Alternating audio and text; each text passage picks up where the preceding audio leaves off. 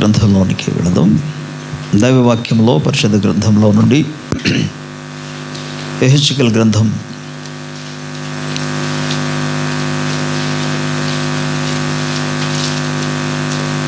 18వ అధ్యాయం.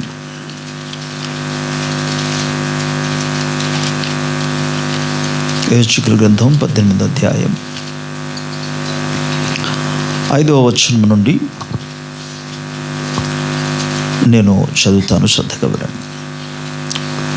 ఒకడు నీతిపరుడై నీతి న్యాయములను అనుసరించువాడే ఉండి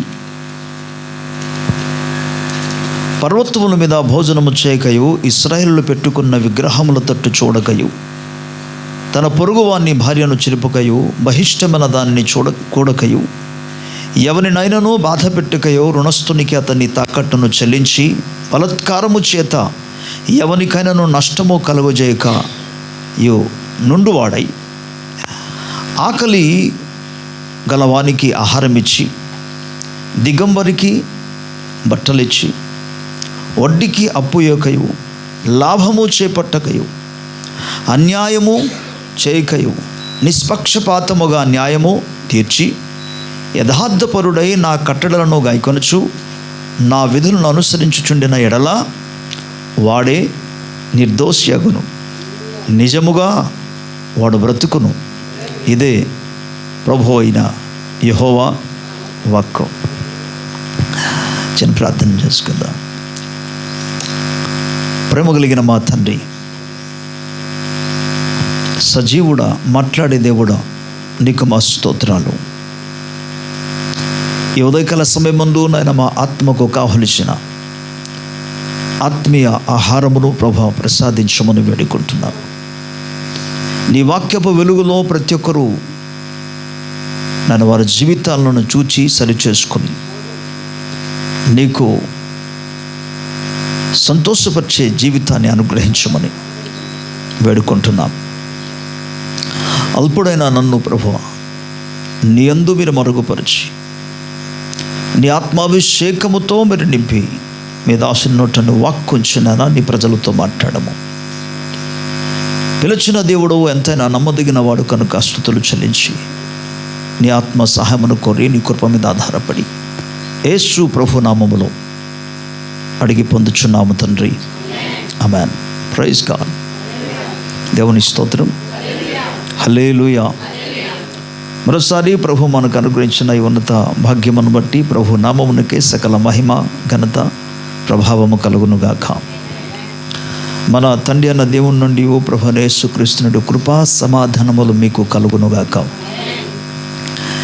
ఈరోజు కొరకు ఏర్పాటు చేయబడిన దైవ వాక్య భాగంలో యెహెజ్కేలు గ్రంథము 18వ అధ్యాయము 5వ వచనం నుండి 9వ వచనం వరకు ఎవడు బ్రతుకుతాడు, అంతేకాకుండా ఎవడు నీతిమంతుడు అనే అంశం ఇక్కడ కనబడుతుంది. చాలా సందర్భాల్లో నీతి కలిగి జీవించడం అనగా ఏంటో, నీతి అనే పదాన్ని చాలా మట్టుకు అర్థమవుతుంది జనాలకి, నీతి అన్న వెంటనే. కానీ యాక్చువల్లీ నిజానికి నీతి కలిగి జీవించడం అనగా ఏంటి? ఈ వచనములో మనం చదువుకున్న ఈ లేఖన భాగంలో స్పష్టముగా ప్రభు ప్రవక్త అయిన ఇర్మియా ద్వారా తెలియజేశాడు. యెహెజ్కేలు ద్వారా తెలియజేశాడు.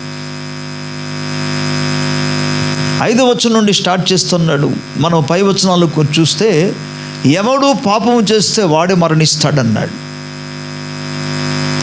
ఇది క్రొత్త నిబంధనలు కూడా మన ఆధారం కనబడుతుంది. ఏంటంటే పాపము చేసిన ప్రతి ఒక్కరు కూడా, లేదా పాపమునకు వచ్చే జీతం మరణం. ఇక్కడ కూడా దేవుడు ఏమంటున్నాడంటే ఎవడు పాపము చేస్తాడో వాడు మాత్రం మరణ శిక్షను అనుభవిస్తాడు, పొందుతాడు అన్నాడు. కానీ నీతిమంతుడు బ్రతుకుతాడు అన్నాడు.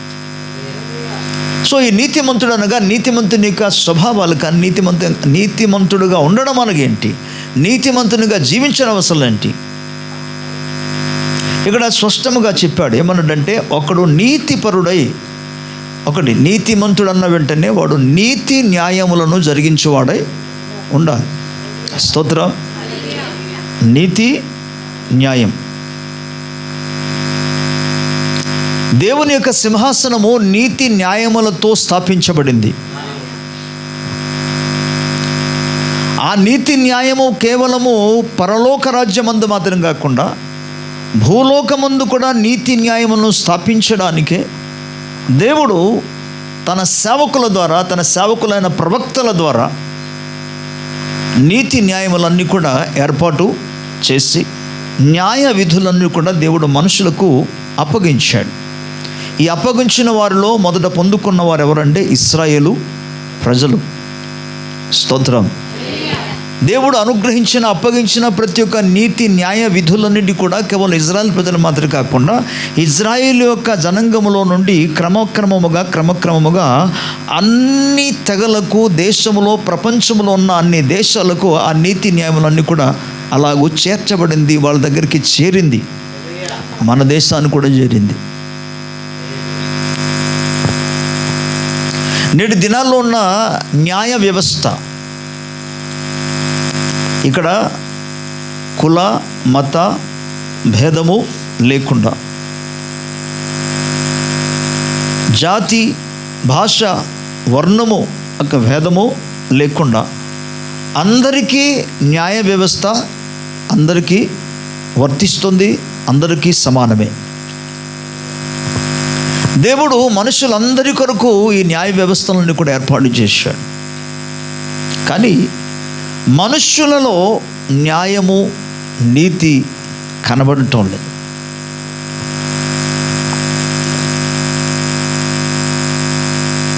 అంత్య దినాల్లో ఏం జరగబోతుందంటే భయంకరమైన భూకంపాలు జరుగుతుంది. మనుషుడు ఊహించలేని భూకంపాలు జరుగుతాయి. మనుషుడు ఊహించలేని కరువులు వస్తాయి. మనుషుడు ఊహించలేని యుద్ధాలు జరుగుతాయి. ఇవన్నీ యుద్ధం జరుగుతుంది అన్న వెంటనే మీకేం అర్థమైంది? న్యాయ పక్షముగానే అందరూ యుద్ధం చేస్తున్న అర్థం కాదు. అక్కడ ఇతర దేశములకు లేక ఇతర దేశం యొక్క సరిహద్దులను ఆక్రమించడానికి వాళ్ళు ప్రయత్నం చేసినప్పుడు యుద్ధము జరుగుతుంది. అంటే ఏం జరుగుతుంది ఇక్కడ? యేసు ప్రభువు తెలియజేసినట్టుగా అక్రమము విస్తరించుట వలన, అక్రమం విస్తరించినప్పుడు ఆధ్యాత్మిక జీవితంలో అనేక మంది దేవుని ఎడలో ఉన్న ప్రేమలో చల్లారిపోతారు ఒకవైపునైతే, మరోవైపు ఏం చేస్తుందంటే వారు పూర్తిగా శత్రువులుగా మారిపోతారు, ఒకరికొకరు శత్రువులుగా మారిపోతారు. అందువలన యుద్ధం జరుగుతుంది. ఈ యుద్ధాల్లో లక్షల కొలది ప్రజలు చనిపోతారు. ఇవన్నీ జరగడానికి కారణం అన్యాయం లేదా అవినీతి. ఒక వ్యక్తి మరొకరిని మోసం చేశాడు అనుకోండి, వాడిని దోచుకున్నాడు. ఆ న్యాయం చేసినట్టుగా, అవినీతి చేసినట్టుగా అన్యాయం చేసినట్ట. అన్యాయం చేశాడు ఆ వ్యక్తిని, అవినీతి చేశాడు, దుర్నీతి చేశాడు. న్యాయమైన రీతిలో దేశ వ్యవస్థ లేదు, న్యాయాన్ని ప్రవర్తించడం లేదు. సో దేవుడు ఏమంటే నీతి న్యాయములు ఆయన యొక్క సింహాసనమునకు ఆధారం. అందువల్ల దేవుడు భూమియందు కూడా నీతి న్యాయమును ఏర్పాటు చేశాడు. దేవుడు భూలోకమందు కూడా న్యాయ వ్యవస్థను ఏర్పాటు చేసిన న్యాయ వ్యవస్థను కొద్దిమంది మాత్రము భయపడుతున్నారు తప్ప మిగిలిన వారు చాలామంది న్యాయ వ్యవస్థను అసలు ఏమాత్రం కూడా పాటించడం లేదు. అందుకేమంటాడు దేవుడు, అలాంటి వాడు ఖచ్చితంగా మరణిస్తాడు అన్నాడు. అయితే ఈ కింద భాగంలో మనం గమనించినప్పుడు అసలు ఎవరు ఈ నీతిమంతుడు అనగా ఎవరు, అతని క్రియలు ఎలా ఉంటుందంటే, ఒకటి నీతి న్యాయాన్ని జరిగిస్తాడు, అనుసరిస్తాడని పదాన్ని చూసాం. అండ్ పర్వతముల మీద భోజనము అంటే పర్వతం మీద భోజనం చేయకపోతే నీతిమంతుడు కాడా? ఇక్కడ పర్వతము భోజనం అనే పదానికి అర్థం ఏమనగా అన్య దేవతలను సేవించుచు అక్కడ పండుగ చేసుకోవడం, దాని గురించి సూచించాడు. అండ్ దెన్ కింద వచ్చిన నెక్స్ట్ భాగంలో మనం చూసుకోగలిగితే, ఇజ్రాయేలు పెట్టుకున్న విగ్రహముల తట్టు చూడకయ్యి అన్నాడు. అది అన్యజనులే కావచ్చు, ఇజ్రాయేలులే కావచ్చు. ఇజ్రాయేల్ ప్రజలు ఎటువంటి విగ్రహం పెట్టుకున్నారు? మొదటిది స్టార్ట్ చేశారు వాళ్ళు దూడ. ఆ తర్వాత వాళ్ళు పెట్టుకున్న విగ్రహాలు ఏంటి? ఆసేరు దేవత, దాగోను దేవత, వాటి యొక్క విగ్రహమును బయలు దేవత, వీటి యొక్క విగ్రహాలను కూడా పెట్టుకున్నారు. బయలు అంటే మీకు తెలుసా? బయలు అనే పదానికి అర్థం ఏంటంటే నీళ్ళు అని అర్థం, జలము. అంటే జలము వారికి ఏమైనది? దేవత. మన దేశంలో కూడా అదే దేవత, దేశంలో నమ్ముకున్న వారికి. ఆషేరు అనే పదానికి అర్థం తెలుసా? ఆషేరు అనగా అదృష్ట దేవత. అంటే దాన్ని మన దేశంలో ఉన్న ఇంకొక విధంగా ఏరే పదాలతో ఆరాధిస్తున్నారు. ఆ పేరు కలిగిన వారు మన మధ్య కూడా ఉన్నారు, మన చర్చిలో కూడా ఉన్నారు. ఎవరు? లక్ష్మి.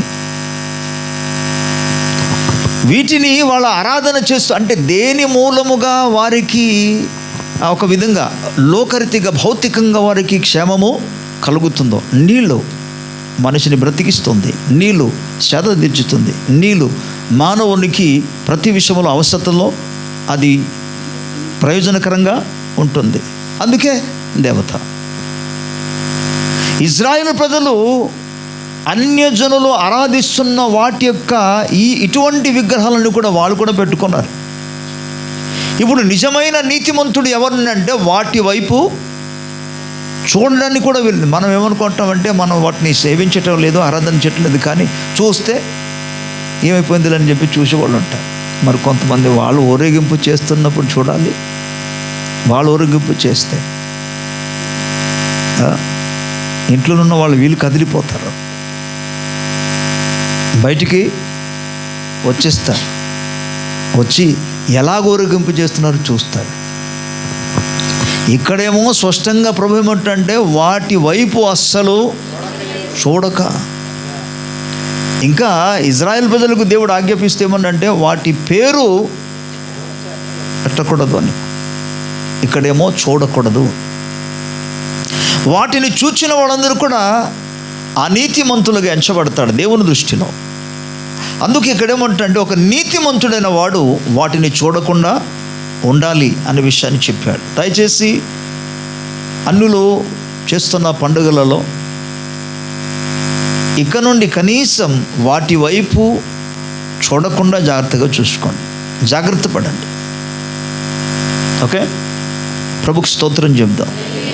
నేను ఈరోజు మాట్లాడుతున్నది నీతిని గురించి.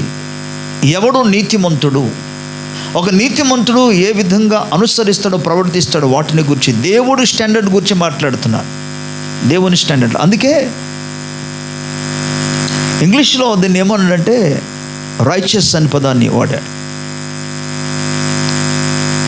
అలాగే యథార్థవంతుడు అలాగే నీతిమంతుడు అనే పదానికి కొద్దిగా కలిసి ఉంటుంది కాబట్టి అప్రైట్ మెన్ అని ఇంగ్లీష్లో చెప్పాడు. బట్ ప్రత్యేకంగా ఈ రైచియస్ అనే పదానికి అర్థం ఏంటంటే దానికి అర్థం చెప్పాడు, ఏ రైట్ స్టాండింగ్ బిఫోర్ గాడ్ అన్నాడు. రైట్ స్టాండింగ్ బిఫోర్ గాడ్, దేవుని సముఖములో సరైన రీతిలో తగిన రీతిలో నిలబడిన వాడే నీతిమంతుడు అన్నాడు. స్తోత్రం. అంటే ఒక వ్యక్తి దేవుని సముఖంలో నిలబడాలంటే ఎలాగుండాలి? ఆయన నీతిమంతుడే ఉండాలి. నీతిమంతుడు మాత్రము దేవుని సముఖంలో నిలబడగలడు. తగిన వాడుగా, అంటే ఆయన దృష్టిలో తగిన వాడుగానే జీవించాలి. అలాంటి వాడు దేవుని సముఖంలో నిలబడగలడు. లేకపోతే ఆయన ఎదుట నిలబడడానికి ఎవరికి ధైర్యం సంగతి పక్కన పెట్టండి, నిలువలేరు అసలు. ఎందుకంటే దేవుడు పరిశుద్ధుడు, దేవుడు వెలుగై ఉన్నాడు. ఆ పరిశుద్ధతలో నుండి కలిగిన మహిమ, పరిశుద్ధతలో నుండి కలిగిన ప్రభావము, ఆ పరిశుద్ధత నుండి వచ్చిన ఆ వెలుగు ఎదుట ఎవ్వరు నిల్వజాలరు, ఎవరి వల్ల అది కాదు. అంత పరిశుద్ధుడు ఆయన. స్తోత్రం. అందుకే ఆయన ఎక్కడ నివాసం చేస్తున్నారు? సమీపింప రాని తేజస్సులో నివాసము చేస్తున్నాడు ఆయన. ప్రభుకు స్తోత్రం. సో ప్రియులరా, వాటి వైపు చూడకుండా అనే పదాన్ని వాడు. అండ్ తర్వాత మీరు చూడండి, కొన్ని పదాలు దయచేసి నేను అన్ని వివరించలేను. తన పొరుగువాని భార్యను చెరపకయో, బహిష్టమైన దానిని కొడుకయో. ఎవరినైనాను బాధ, ఓకే ఇది కొద్దిగా చెప్తా. ఎవరినైనాను చూడండి, మీరు ఆలోచించండి, బాధ పెట్టారా ఎవరినైనా? నీ మూలంగా ఎవరైనా బాధపడ్డారా? నీ జీవితాన్ని గురించి జాగ్రత్తగా చూసుకోవాల్సింది ఏంటంటే, నీ మూలముగా ఎవరు కూడా బాధ పడకూడదు. అలాంటి వాడే తగిన నీతిమంతుడు అని అర్థం. నీ మూలంగా ఇతరులు బాధపడుతున్నారంటే నువ్వు ఇక్కడ మారు మనసు పొందాలి, నీ స్వభావాన్ని మార్చుకోవాలి. స్తోత్రం. లేకపోతే ఒక దినాన్న దేవుని సముఖంలో లెక్క అప్పగిస్తా. లెక్క అప్పగించిన ఏదో ఇలా జరిగింది, నష్టమైపోయింది, పర్వాలేదని కాదు. మీకు చెప్పాలా బైబిల్ గ్రంథం నుండి? నష్టమైపోయింది కాదు అక్కడ. ఏదో అక్కడ తప్పు అయిపోయిందని దేవుని దగ్గర చెప్దామంటే కుదరదు. ఏమైనా తప్పు అయిపోయిందంటే ఇప్పుడు ఒప్పుకోవాలి, అంతే తప్ప సరి చేసుకోవాలి తప్ప దేవుని సముఖం నిలబడిన తర్వాత ఓన్లీ తీర్పే ఉంటుంది. దేవుని సముఖంలో నిలబడిన తర్వాత ఇక అవకాశం లేదు. భూలోకంలో ఉన్నప్పుడే నీవు శరీరధారిగా ఉండే దినాల్లోనే జాగ్రత్తగా చూసుకోవాలి. స్తోత్రం. దీన్ని మరో విధంగా చెప్పమంటారా? నిన్ను వలే నీ పొరుగు వారిని, నీవు వారిని ప్రేమించగలిగితే వారిని ఏమాత్రం కూడా బాధ పెట్టలేదు. ఎందుకు బాధ పెడుతున్నారు? ఇతరులను బాధ కలిగించినట్టుగా ఎందుకు ప్రవర్తిస్తున్నారు? ప్రేమ లేదు. అంతేకాకుండా వారిలో ప్రేమ లేదు మాత్రం కాదు, వారిలో దేవుని యొక్క భయము లేదు. అంతేకాదు, దేవుని భయము లేదు కనుక దేవుని ఆజ్ఞను వారు ఏమాత్రము పాటించడం లేదు. కాబట్టి ఎవరు బాధపడినా తనకు డోంట్ కేర్ అంటారు. నాకు అనవసరం, ఎవరు బాధపడితే నాకేమే. ఇలాంటి బ్రతుకు దేవుని దృష్టిలో నిష్ప్రయోజనకరమంది. నిష్ప్రయోజనం ఇంకా బాగుంది. ఇలాంటి వారు బ్రతకరు, వారు నిశ్చయముగా మరణిస్తాడన్నాడు. అందుకే నీతిమంతుని యొక్క స్వభావం ఎలాగుంటుందంటే, ఎవరిని ఎన్నడూ కూడా బాధ పెట్టుకోడు. ఒకవేళ బాధ పెట్టేశారు అనుకోండి, ఏదో కారణాన్ని బట్టి ఏం చేయాలి? వెంటనే దిద్దుకోవాలి. ప్రభుకి స్తోత్రం. అండ్ దెన్ తర్వాత ఏమంటాడంటే, రుణస్థునికి అతని తాకట్టును చెల్లించి బలత్కారము చేత ఎవనికైనాను నష్టము కలుగజేయక నుండువాడై. బలత్కారంతో ఎవరిని నష్టం కలిగించకూడదు అన్నాడు. రుణస్థునికి అతని తాకట్టును చెల్లించి. అసలు ఇక్కడ ఈ పాయింట్ ఏంటంటే, రుణస్థునికి అతని తాకట్టు చెల్లించడం ఏంటి? ఇక్కడ ఏం జరిగిందంటే, రుణం ఇచ్చినప్పుడు లేదా అప్పు ఇచ్చినప్పుడు అతని దగ్గర వస్తువును ఉంచుకొని, ప్రజెంట్ మన బ్యాంకులు అదే పనులు చేస్తున్నాయి. ఏంటది చెప్పండి? చెవులకి, ముక్కులకి, ఇంకా జస్ట్ అక్కడక్కడ వాళ్ళు పెట్టుకున్నాక బంగారం తీసుకెళ్ళి వాళ్ళ లోన్ ఇవ్వరు. ఎప్పుడు ఇస్తున్నారు లోను? ఇవన్నీ మనం తీసుకెళ్ళి పెడితే. చాలామంది అలా చేస్తారు. అయితే ఇజ్రాయేల్ ప్రజల గురించి ఇక్కడ ప్రభు చెప్తున్న మాట ఏంటంటే, వారు ఎవరికైనా సహాయం చేసినప్పుడు వాళ్ళ దగ్గర నుండి వస్తువును వారు తాకట్టు ఉంచుకొని తర్వాత వాళ్ళు డబ్బు ఏదో సంథింగ్ ఇచ్చేవారు. వాళ్ళు తీర్చలేనప్పుడు వీళ్ళేం చేసేవారు? దీన్ని అమ్మేయడం, ఇంకా డామినేట్ చేయడం. ఇక్కడ ఏమంటున్నాడంటే, రుణస్థునికి దేవుడు అంటారు, రుణస్థునికి వాని తాకట్టును తిరిగి చెల్లించాలి. ఎవడు నీతిమంతుడు అని అంటే, ఒకవేళ వారు రుణం ఇచ్చారనుకోండి, ఒక్కొక్కసారి నాకు అనిపిస్తుంది, మీకు కూడా చాలా మంచిగా అనిపిస్తుంటుంది ఇలాంటి మాట వింటున్నప్పుడు. భలే చెప్పావు పాస్టర్ గారు. అందుకే మన దేశంలో కొంతమంది ఉన్నారు, మొత్తం మన దేశ వ్యవస్థలో ఉన్న బ్యాంకు నుండి సంపూర్ణమైన డబ్బులంతా కూడా తీసుకెళ్ళిపోయి డైరెక్ట్గా దేశమే వదిలేసి వెళ్ళిపోతున్నారు. ఒక ఆయన అన్నారు, ఇదే బాగుంది అన్నాడు. ఏంటి బాగుందంట? బ్యాంకు నుండి ఒక 5 కోట్లు తీసేసుకుంటాం, తీర్చకుండా మానేస్తాం. చెల్లించకపోతే ఏం చేస్తాడు వాడు? జైల్లో పెడతాడు అంతే. పెడితే పెట్టని ఎన్ని సంవత్సరాలు పెట్టేస్తాడు, కానీ నాకు 5 కోట్లు ఉంటుంది.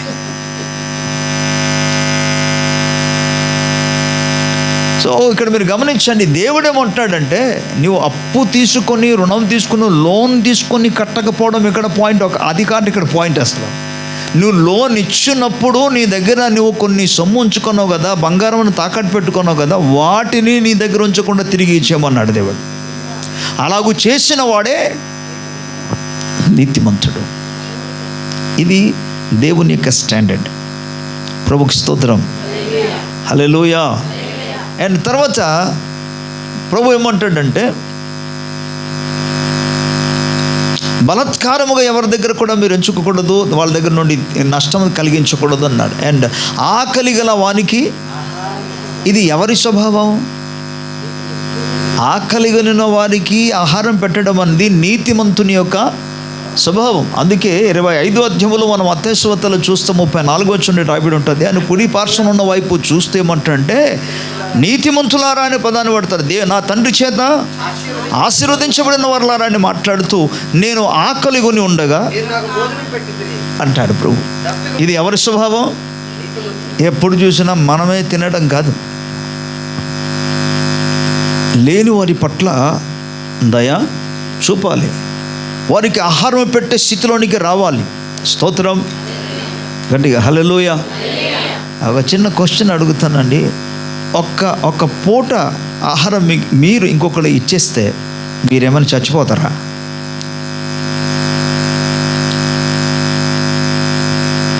నీతిమంతులైన వారు ఇతరులకు ఇస్తారు, పంచి పెడతారు. స్తోత్రం, హల్లెలూయా. సో ఆహారం ఇచ్చేవాడు, అదేవిధంగా దిగంబరికి బట్ట ఇచ్చేవాడు. వస్త్రము లేని వారి పట్ల మనం కనికరం చూపాలి. నీతిమంతుని దృష్టి అది చూసిన వెంటనే, వాళ్ళని చూసిన వెంటనే వాళ్ళ పట్ల దయ కలుగుతుంది.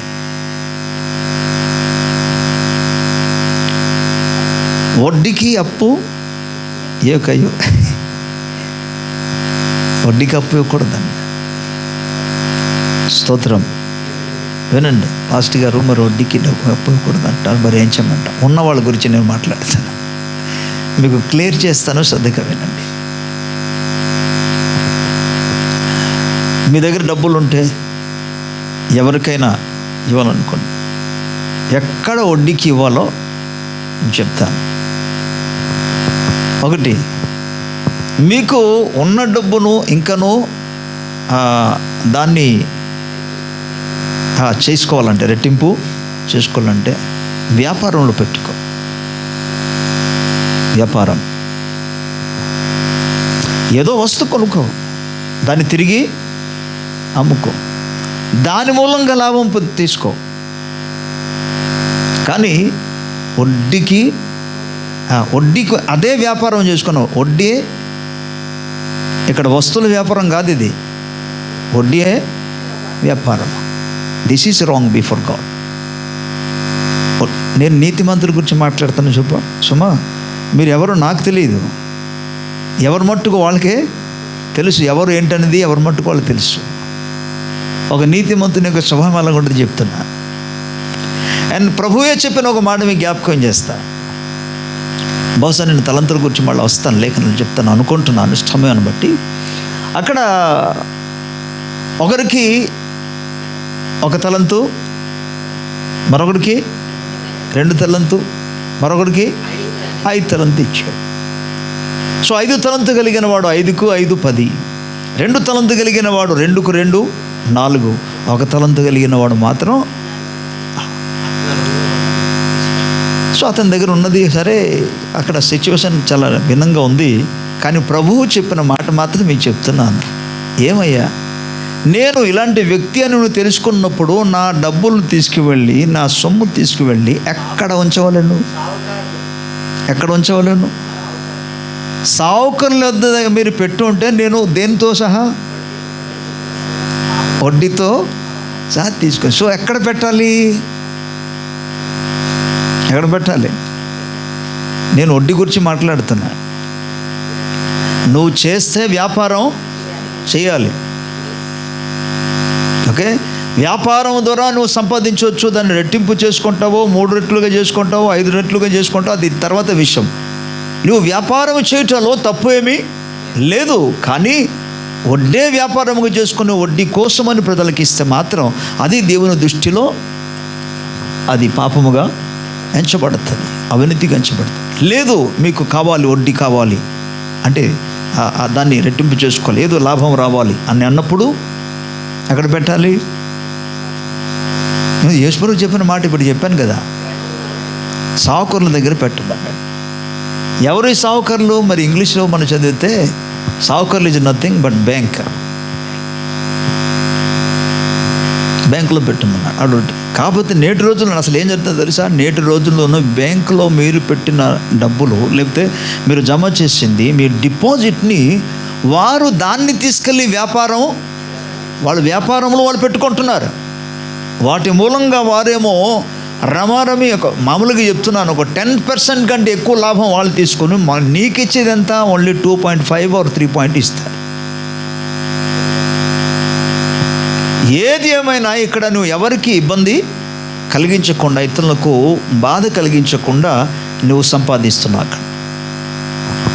కాబట్టి వడ్డీ కోసం డబ్బులు ఇవ్వకూడదు అనే పదాన్ని ప్రభు ఇక్కడ తెలియజేశాడు. ప్రభుకి స్తోత్రం చెప్దాం. అప్పు ఇవ్వకుండా, లాభము చేపట్టకయో, అన్యాయము చేయకయో. అన్యాయం చేయకూడదన్నాడు. రైట్. నిష్పక్షపాతముగా న్యాయము తీర్చే, అంటే మనిషికి ఒకలాగా తీర్పు తీర్చడం కాదు, అందరికీ సమానమే. ఓకే, ప్రభుకి స్తోత్రం చెప్దాం. యథార్థపరుడై నా కట్టడలను గైకొనుచు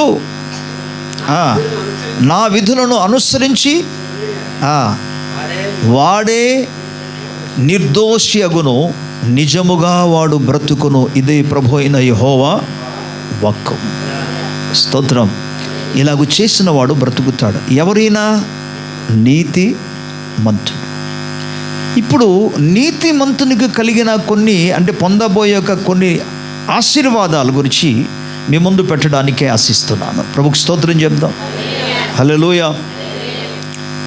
గత దినాల్లో ఏరేరే వ్యక్తిని గురించి, ఏరేరే స్వభావాల గురించి తెలియజేశాను. బట్ ఇంకా వాటికంటే భిన్నమైన వాటిని మనం సామెతల గ్రంథంలో మనం చూస్తాం. సామెతల గ్రంథంలోనికి ఒకసారి మనం వెళదాం. 10వ అధ్యాయము సామెతల గ్రంథం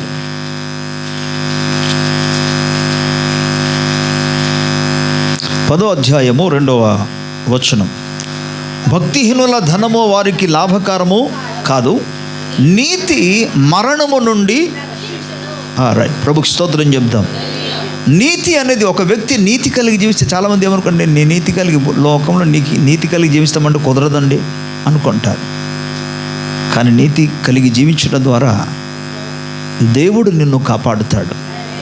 దేవుడు ఒక నీతిమంతుని మరణము నుండి తప్పిస్తాడు, ఆయన రక్షిస్తాడని దేవుని వాక్యం మనకు స్పష్టంగా చెప్తుంది. ఈవెన్ 11వ అధ్యాయము 4వ వచనానికి వెళితే అక్కడ ఏమన్నంటే, ఉగ్రత దినమందు ఆస్తి అక్కరకు రాదు, నీతి మరణము నుండి. ప్రభుకి స్తోత్రం చెప్దాం. ఉగ్రత దినము, సొదొమ గొమొర్రా మీదికి దేవుని ఉగ్రత వచ్చింది. వాళ్ళు సంపాదించిన ఆస్తి వారిని కాపాడగలిగిందా?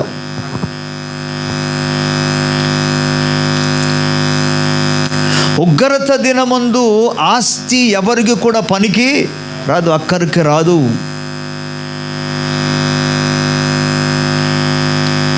ఒక ఆయనకి బాగలేక, ధనవంతుడు, ఐశ్వర్యవంతుడు, డాక్టర్ దగ్గరికి వెళ్ళాడట. డాక్టర్ దగ్గరికి వెళ్ళి, అయ్యా నా పరిస్థితి ఎలాగ ఉంది, కాబట్టి మీరు నన్ను బాగు చేయాలి,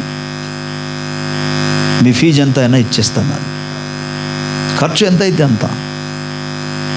వాళ్ళు సరే సార్ ప్రయత్నం చేస్తామని చెప్పేసి అన్ని టెస్టులు చేసి ప్రయత్నం చేస్తే, ఆ టెస్ట్లో వాళ్ళకి తేలిపోయింది ఏంటంటే, వాళ్ళ వల్ల అసలు అయ్యేది కాదు, ఆయన పూర్తిగా ఇక వెళ్ళిపోవాల్సిందే అని వాళ్ళకి అర్థమైపోయి అన్నారు, అయ్యా మా వల్ల ఇక అవును. అప్పుడు ఆయన బ్రతమాలు కూడా మొదలుపెట్టాడు ఏంటంటే, కాదయ్యా, మీకు ఎంత డబ్బులు కావాలన్నా అంత డబ్బులు ఇస్తాను. డబ్బుల విషయంలో, ఫీజు విషయంలో ఎటువంటి కొరత ఉండదు. నేనంతా మీకు ఇస్తాను. మీరు అనుకున్న వాటికంటే కూడా ఎక్కువ ఇస్తాను, కానీ మీరు నన్ను బ్రతికించాలి. వైద్యులు అన్నారు, అయ్యా ఇక్కడ డబ్బు పాయింట్ కాదు, డబ్బు అంటే మాకు కూడా ఇష్టమే, కానీ మేము ఎటువంటి వైద్య పరికరాల ద్వారా మీకు చికిత్స చేసినప్పుడు కూడా మీరు బ్రతకరయ్యా, మీరు చనిపోతారు. తర్వాత ఆయన ఏడుస్తూ, నా ప్రాణమే రక్షించలేని, కాపాడలేని ఈ డబ్బు ఎవరికి కావాలని చెప్పి ఆయన హాస్పిటల్ నుండి ఇంటికి వచ్చిన తర్వాత ఉన్న డబ్బు అంతా కూడా తీసేసి రోడ్డు మీద పారేశాడు. నేను ఇక్కడ ఏం చెప్తున్నానంటే, ఉగ్రత దినమందు ధనము, ఆస్తి, డబ్బు ఏమాత్రము కూడా పనికి రాదు, కానీ నీతి ఉగ్రత దినాన్న కాపాడుతుంది. ప్రభుకి స్తోత్రం చెప్దాం గట్టిగా, హల్లెలూయా. పిల్లలు, అదేవిధంగా 10వ అధ్యాయము 3వ వచనంలోనికి ఒకసారి మనం వెళితే, యెహోవా నీతిమంతుని ఆకలిగొననీయుడు. స్తోత్రం చెప్దాం. యెహోవా నీతిమంతునికి ఏం చేయనీయుడు? ఆకలిగొననీయుడు. ఈరోజు ఎవరైనా సరే ఆకలిగొని జీవిస్తున్నారా?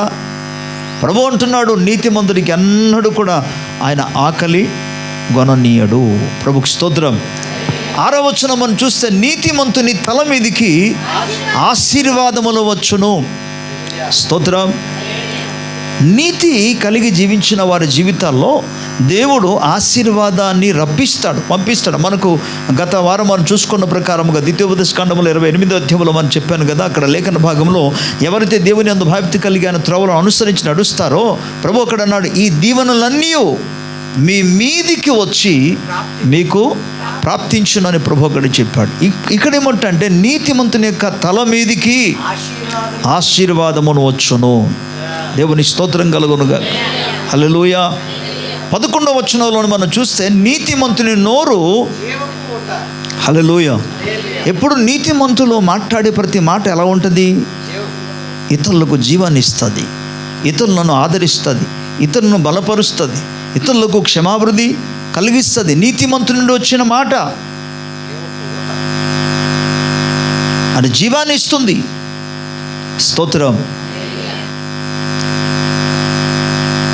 అనీతిమంతులు, వారి నోటి నుండి వచ్చిన మాటలా ఉంటుంది, ఇతరులకు బాధ కలిగిస్తుంది, నొప్పి కలిగిస్తుంది, దుఃఖము కలిగిస్తుంది, ఏడుపుని తీసుకొస్తుంది. కానీ నీతిమంతుని యొక్క నోటి నుండి వచ్చిన ప్రతి మాట జీవపు ఊట, అది జీవాన్ని కలిగిస్తుంది. ప్రభుకి స్తోత్రం గట్టిగా, హల్లెలూయా. 16వ వచనంలో, నీతిమంతుని యొక్క కష్టార్జితము జీవదాయకము అన్నాడు. అతని కష్టార్జితం అంతా కూడా జీవదాయకమన్నది. ఆయన సంతోషంగా ఉంటాడు, మరణానికి తీసుకెళ్ళింది కాదది. దేవుని స్తోత్రం, హల్లెలూయా. 21వ వచనంలో, నీతిమంతుని యొక్క పెదవులు అనేకులకు ఉపదేశించును. స్తోత్రం. దేవుడు అనుగ్రహించిన వాటిని బట్టి, నేర్చుకున్న వాటిని బట్టి ఏం చేస్తాడంటే, నీతిమంతుడు 10 మందిని అది తెలియజేయాలి, వాటి ద్వారా వారు ప్రయోజనం పొందుకోవాలని చెప్పేసి ఆయన మంచి ఉపదేశాన్ని ఇస్తాడు. స్తోత్రం. ఈ సందర్భంలో ఒక మాట చెప్తున్నాను, దేవుడు మీకు అనుగ్రహించిన ఏ తలంతైనా కావచ్చు, దేవుడు మీకు అనుగ్రహించిన జ్ఞానము కావచ్చు, తెలివి కావచ్చు, ఇతరులకు ఆశీర్వాదకరంగా ఉన్నట్లుగా వాటిని ఉపయోగించండి. స్తోత్రం. ఇక్కడ కేవలం డబ్బే కాదు, డబ్బే ఇచ్చడంతో ఇతరులకు ఆశీర్వాదకరంగా ఉండడం కాదు. కొంతమంది నీవు తెలిసిన వాటిని వారికి తెలియజేయటం ద్వారా, నీవు కలిగి ఉన్న యొక్క వరాలు లేదా కృప, నువ్వు కలిగి ఉన్న యొక్క తలంతులను ద్వారా ఇతరులకు నీవు సహాయము ఉపదేశించడం ద్వారా వారి సహాయమును పొందుకోగలరు. స్తోత్రం. అంటే నీతిమంతుడు ఎప్పుడు ఎలాగుంటాడంటే, ఇతరులకు సహాయం చేయడానికి సిద్ధముగా ఉంటాడు, సహాయం చేసే మనస్సు కలిగి ఉంటాడు. ఓకే, దేవుని స్తోత్రం, హల్లెలూయా. అదేవిధంగా 24వ వచనాలు మనం చూస్తే, నీతిమంతులు ఆశించినది వారికి దొరుకును. స్తోత్రం.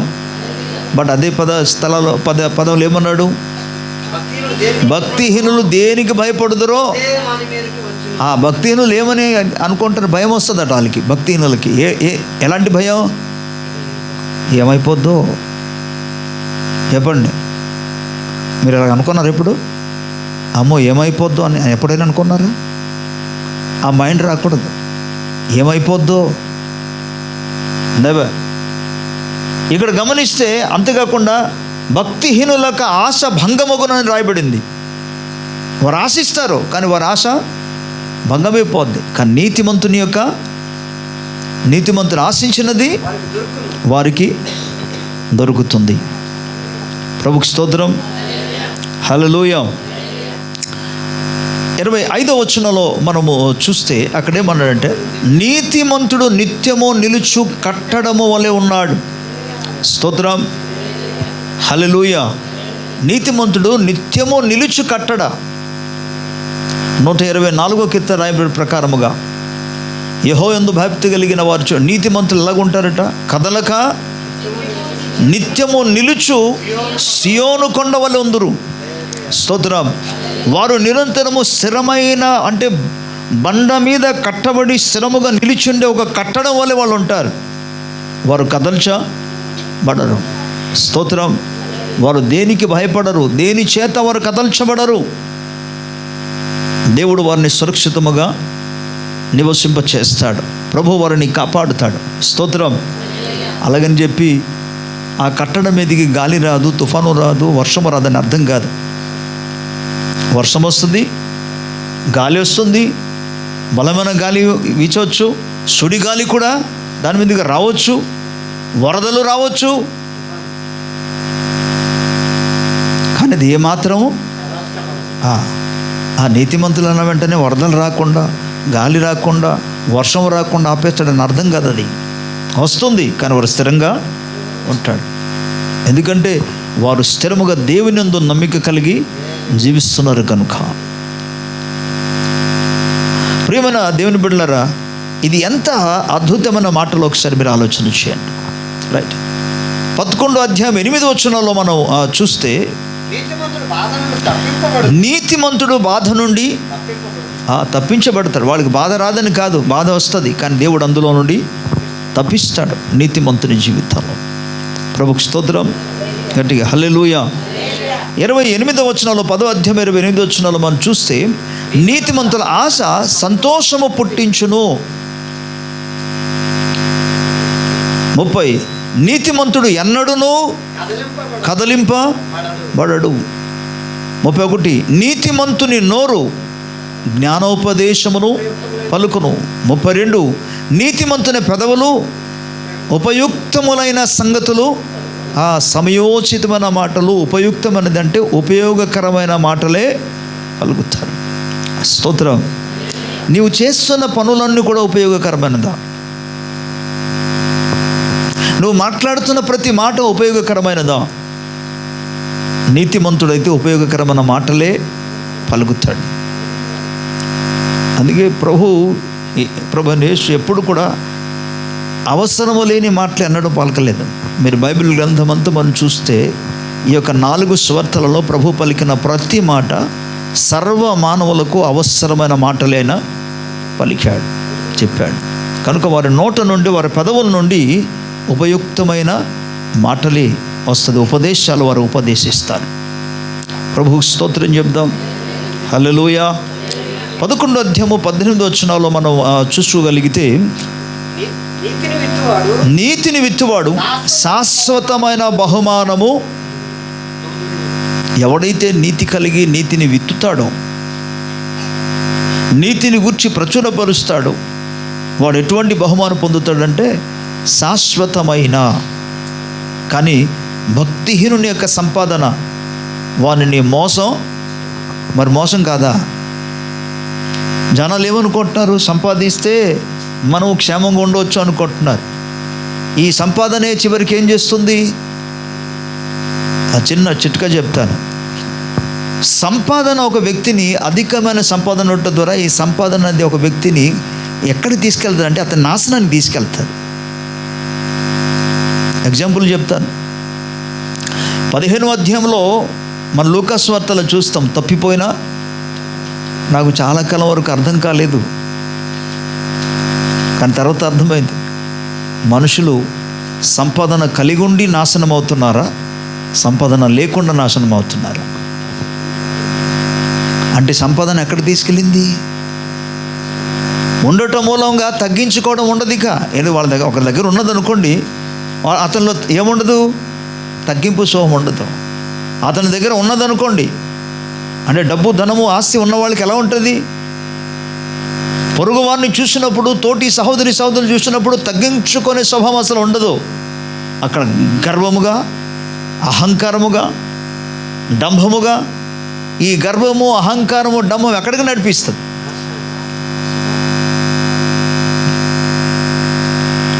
కానీ నీతిమంతుని గురించి చెప్తూ ఏమన్నాడంటే, కలిగి ఉండి ఇతరులకు సహాయం చేస్తున్న ఈ నీతిమంతుడి గురించి మాట్లాడుతూ ఏమంటాడు? నీతి విత్తువారు శాశ్వతమైన బహుమానం. ఇక్కడ నీతి మీరు గమనించండి, ఇక్కడ ఉన్న వచనాన్ని బట్టి మాత్రం మీకు చెప్తున్నాను. ఓకే, ఆ వచనాలు ఏమన్నాడంటే, భక్తిహీనుని యొక్క సంపాదన వానిని మోసము. అసలు ఏం జరుగుతుంది? ఈయన ఏమనుకోనంటే, నాకు అక్కడ అన్నాడు కదా లూకాసు వార్తలో ఒక ఆయన అన్నాడు, నా ప్రాణమా తిను త్రాగు అన్ని కావలసిందంతా సంపాదించేశాను ఇంక అంతే అన్నాడు. ఈ తిను తాగు ఉన్నవాడు సంపాదన చేసిన వాళ్ళందరికీ ఎలా ఉంటుందంటే, కష్టపడి పని చేయాలి అనే యొక్క మనస్సు మాత్రం రాదు. దేనికి అలవాటు అవుతారు చెప్పండి? సుఖానికి అలవాటు అవుతారు. ఈ సుఖం అంతే. అందుకే కింద మనం ఇంటి నుండి బయటికి వచ్చిన వెంటనే నడుస్తామా? మనకు ఏం అలవాటు అయిపోయాం? 2 అడుగులు నడిచి రావడానికి అసలు ఫోన్ చేస్తే మీరు రారా, బండి తీసుకొని రారా, 2 అడుగులు అడగడానికి నడవడానికి. కానీ నడిస్తే శరీరానికి ఆరోగ్యం. ఈ భక్తిహీన యొక్క ఆలోచన ఎలాగుంటుందంటే, అతనికి ఎంత మోసం చేస్తుందో విషయాన్ని ఈయనకి తెలియదు. అసలు తన ఆరోగ్యానికే నష్టం తీసుకొచ్చే విషయం అసలు తెలియకుండా తానేమనుకుంటాడంటే, నేను సుఖపడుతున్నాను అనుకుంటాడు. కాదు, మోసం చేస్తుంది అది. జాగ్రత్త కలిగి ఉండాలి. ప్రభుకి స్తోత్రం. గట్టిగా హల్లెలూయా. నీతిమంతుడు అన్ని ఎరిగి ఉంటాడు, నీతిమంతుడు అన్ని ఆలోచిస్తాడు, వివేచిస్తాడు, వివేచన కలిగి ఆయన ప్రవర్తిస్తాడు, నడుచుకుంటాడు. ప్రభుకి స్తోత్రం. మిమ్మల్ని ఎవరికి మనుషులు కాదు ఇక్కడ మోసం చేసింది ఏది? సంపదనే మోసం చేస్తుంది. జాగ్రత్తగా ఉండాలి. కానీ నీతిమంతుడు ఏం చేస్తున్నాడు? నీతి అనగా ఇక్కడ ఈ అర్థం ఏంటి? ఇక్కడున్న అర్థం ఏంటి? నీతి అంటే ఒకడేమో సంపాదిస్తున్నాడు, పై భాగంలో భక్తిహీనుడు సంపాదించాడు. నీతిమంతుడు ఏం చేస్తున్నాడు?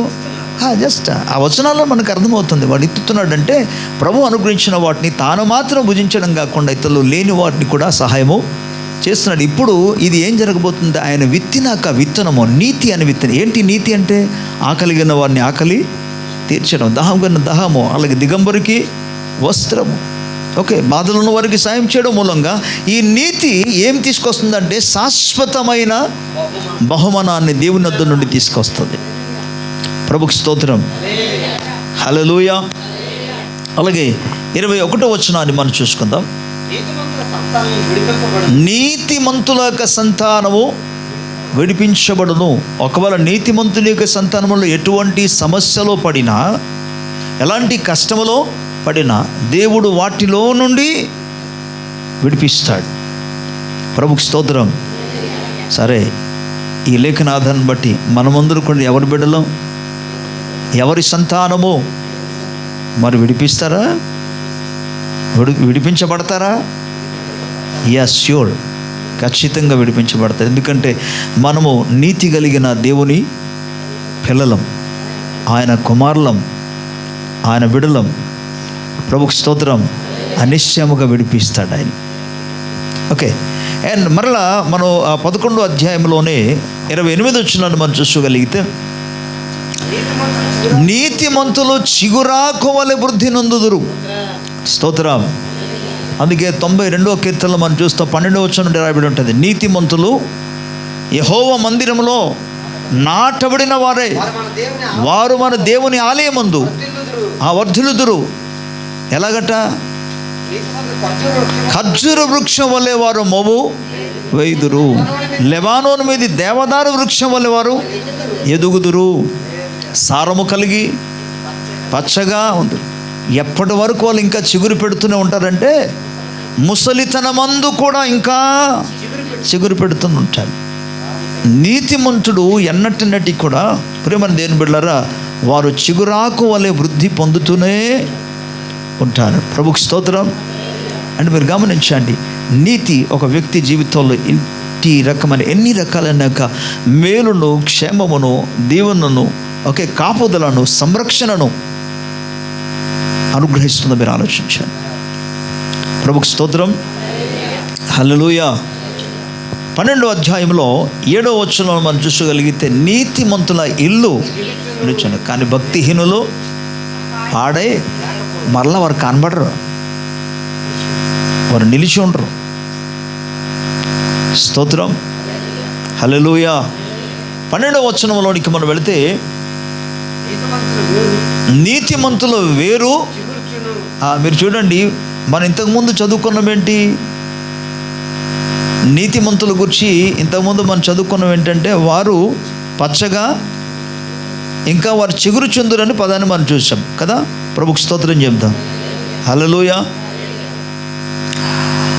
కానీ ఇక్కడ మనం చూస్తే ఒకటి చిగుర్చడం అనే పదానికి అర్థం ఏంటి? పైకి వాళ్ళు ఎదుగుతారు అనమాట, పైకి. కానీ ఇప్పుడు మనం చూసుకున్న లేఖనం ఏంటి? వారు వేరు కూడా లోపలికి అది తన్నుకుంటూ లోపలికి వెళుతుంది, ఇంకా అది చిగురుతుంది. అంటే ఇంకా బలం కలిగి, ఇంకా పటిష్ట కలిగి అది ఉండగలదు. స్తోత్రం. అందుకే వారెన్నడూనూ కదల్చబడరు.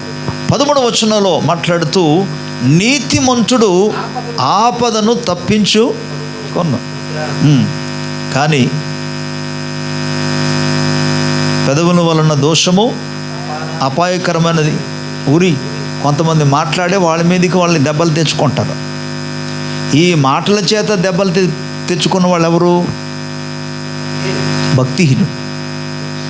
నీతిమంతుడు నోరు జాగ్రత్తగా అదుపులో పెట్టుకొని, అందుకే మనం ఇంతకుముందు చూసుకున్నాం, ఉపయోగకరమైన మాటలు మాత్రమే ఆయన మాట్లాడతారు.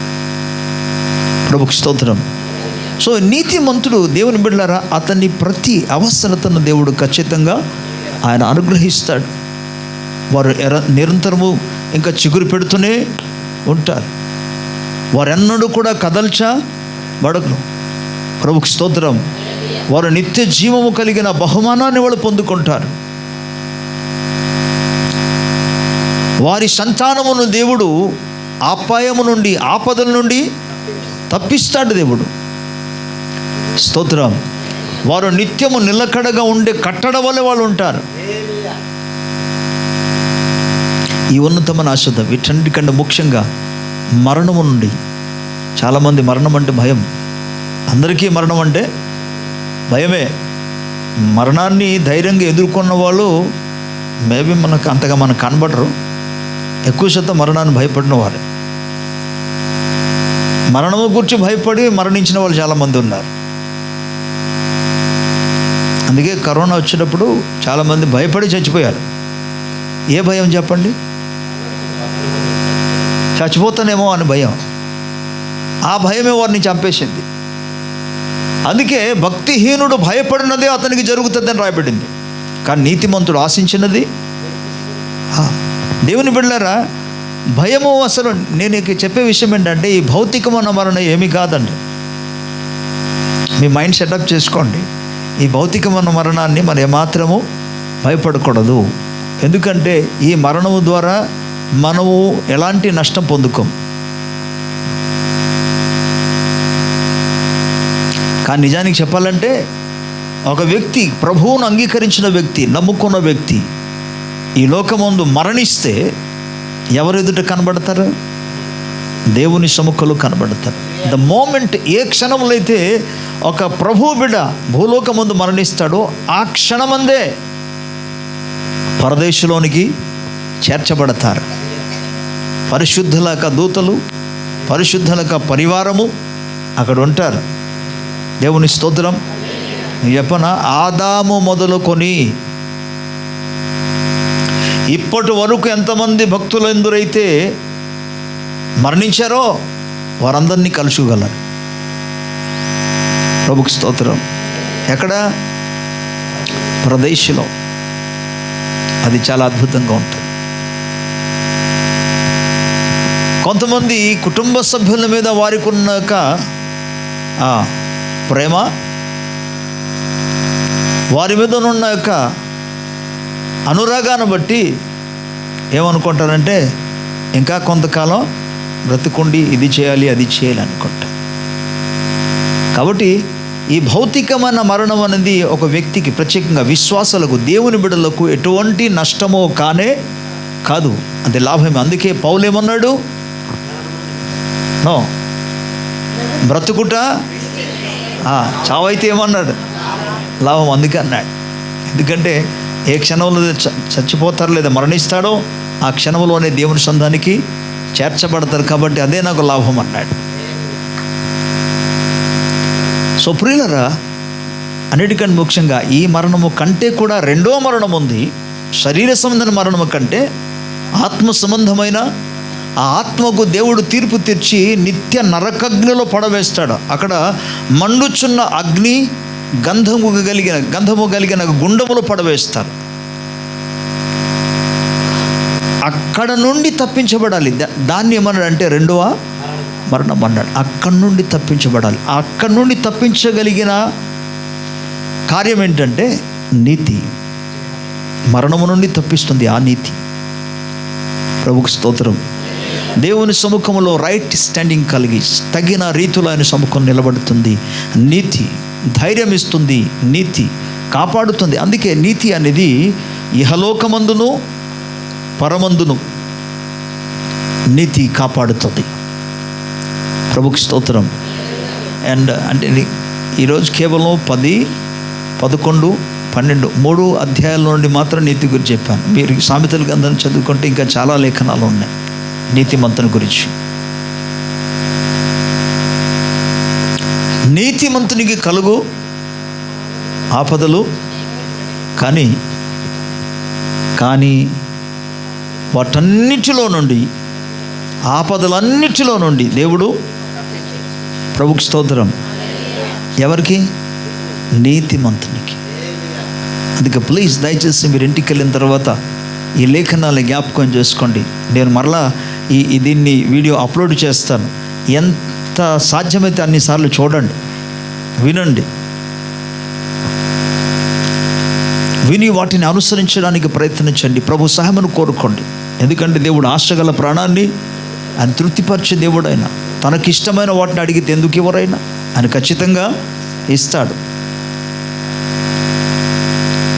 అలా జీవించడం ద్వారా నువ్వు అనేకులకు ఆశీర్వాదకరంగా ఉంటావు. నీ నోటి నుండి ఏం రావాలి?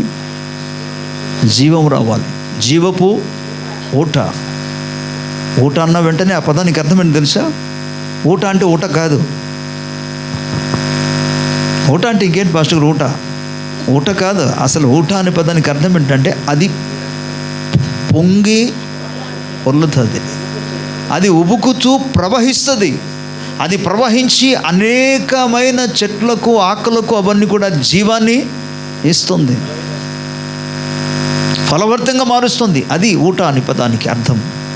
సో నీవే నీతిమంతుడైన వాడు జీవపు ఊటగా మారుతాడు అనేకులకు. స్తోత్రం. సో ప్రియులారా, ఆ విధంగా నువ్వు కదల్చబడకుండా స్థిరముగా నిలిచుండాలి, దీవించబడాలి. ప్రభుకు స్తోత్రం.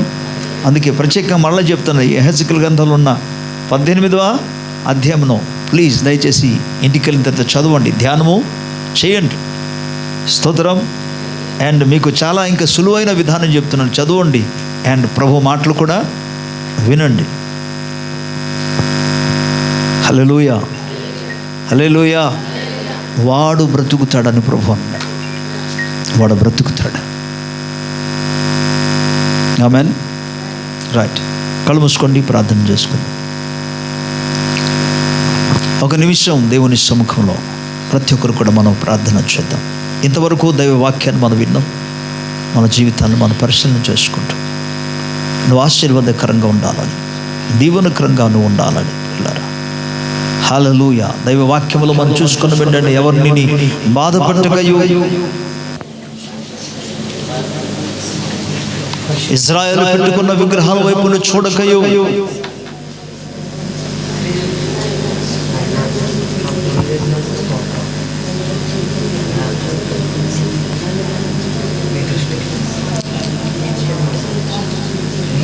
నువ్వు ఇతరులకు బాధ కలిగించే స్థితిలో ఉండకూడదు.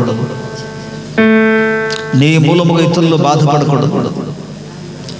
నీ మూలముగా నీ యొక్క కుటుంబ సభ్యులు కానీ, నీ మూలముగా నీ యొక్క సంఘము కానీ, నీ మూలముగా సమాజము కానీ ఆనందించే స్థితిలో ఉండాలి.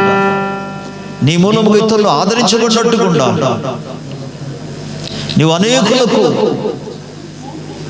ఉపయుక్తమైన ఉపదేశం ఇచ్చే వ్యక్తిగా ఉండాలి.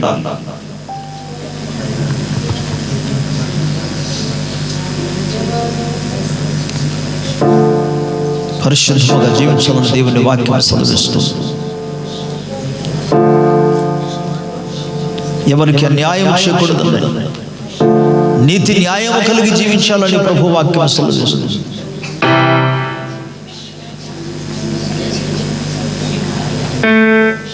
పరిశుద్ధుడా, నీ నామానికి వందనాలు, స్తోత్రాలు. ఈ యొక్క మాటలు ప్రతి హృదయంలో నాటబడునుగాక నాయనా. నీ ఆత్మచేత ప్రతి ఒక్కరిని మీరు తాకండి నాయనా. అయా, నీతి కలిగి జీవించడానికి, నీతి ప్రవర్తన కలిగి జీవించడానికి, నీతి క్రియలు జరిగించినట్లుగా మీ ప్రజలందరికీ సహాయం దయచేయమని ప్రార్థిస్తున్నాను. లార్డ్, వారు నిత్యము కదలక నిత్యము నిలిచుండే సియోను కొండ వలె ఉండునట్లుగా, నీ సన్నిధానములో, నీ మందిరములో ప్రభువా నాటబడిన వారై ఖర్జూర వృక్షములు మోవేసినట్లుగా నాయన, లెబానోను మీద దేవదారు వృక్షములు వారు ఎదుగునట్లుగా నాయన నన్ను దీవించమని ప్రార్థిస్తున్నాను. సకల మహిమ మీకే ఆరోపిస్తున్నాను. ప్రతి దుర్నీతి నుండి ప్రభువా విడుదల చేసి నీకే స్తుతులు. యేసుక్రీస్తు ప్రభు నామమున ప్రార్థించుచున్నాము తండ్రి. ఆమేన్. Praise the lord. God bless you. ప్రభువును దీవించును గాక.